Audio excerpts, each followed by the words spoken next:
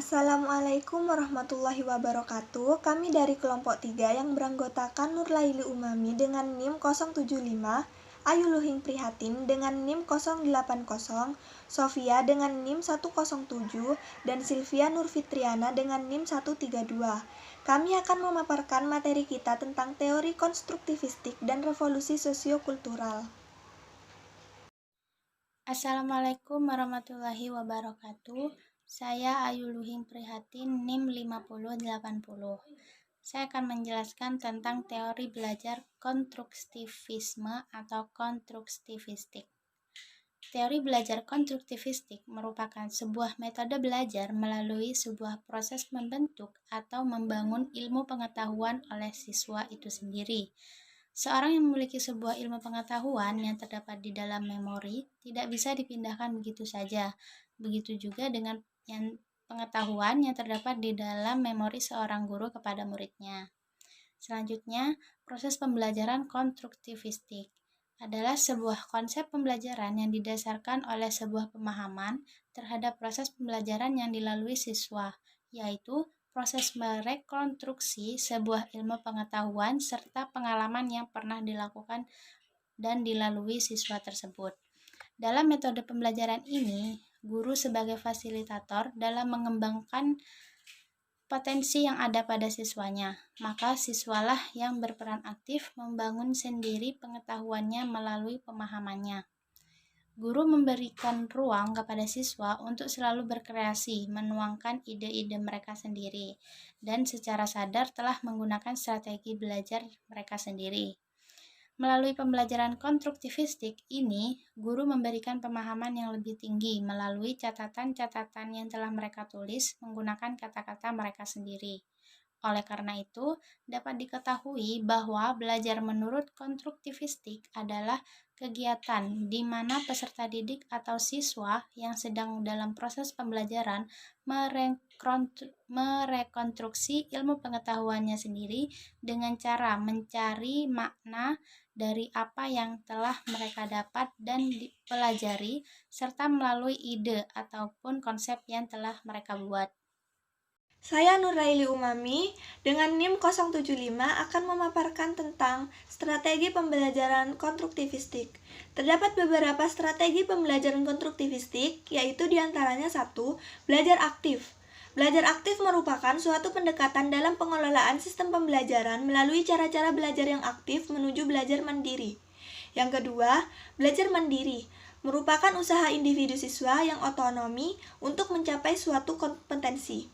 Yang ketiga, belajar kooperatif dan kolaboratif, bertujuan untuk membangun pengetahuan dalam diri individu siswa melalui kerja dan diskusi kelompok, sehingga terjadi pertukaran ide dari satu anggota kelompok kepada anggota kelompok lainnya.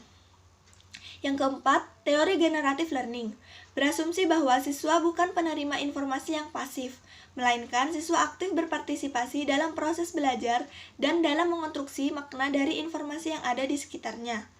Yang kelima, strategi kognitif, merupakan proses berpikir induksi.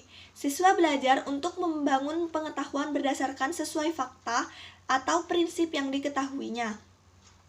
Selanjutnya, kelebihan teori belajar konstruktivistik. Terdapat beberapa kelebihan dari teori belajar konstruktivistik, yaitu 1. Memberikan kesempatan kepada siswa untuk mengungkapkan gagasan secara eksplisit. 2.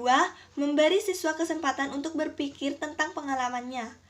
3. Memberi kesempatan kepada siswa untuk mencoba gagasan baru agar siswa terdorong untuk memperoleh kepercayaan diri dengan menggunakan berbagai konteks.